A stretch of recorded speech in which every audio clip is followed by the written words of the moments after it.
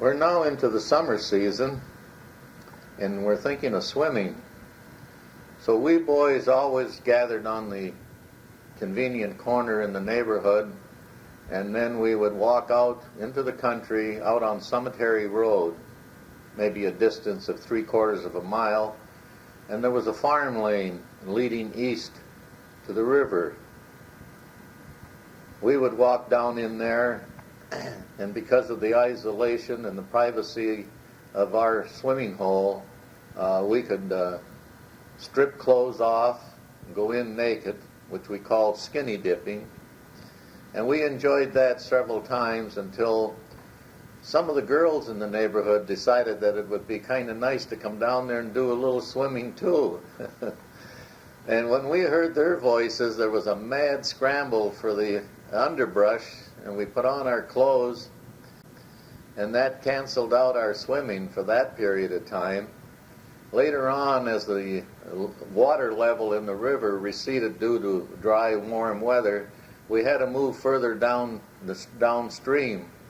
So we would walk out onto a county road, and there was a bridge structure there and a deep water hole, possibly 6 feet of water. And of course, because it was right adjacent to the county highway, that necessitated swimsuits. And I can remember that we would go into the underbrush of the river bottom, collect dry wood, build our fire, and we would use that swimming hole then for the rest of the season. Now, we didn't do just swimming all summer. We also used to fasten slingshots, and we would have our clay marbles left over from the marble shooting season of early spring. And with that ammunition and the slingshots, of course, we would go big game hunting.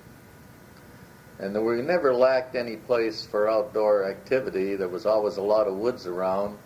And we would take our walks out into the woods, and the big game, of course, consisted of squirrels.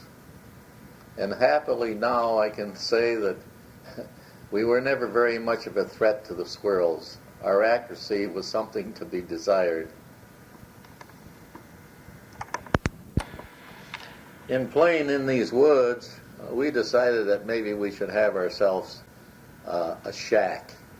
So we scrounged around the neighborhood and located some building materials that we could probably ask for, and people would be glad to give it to us.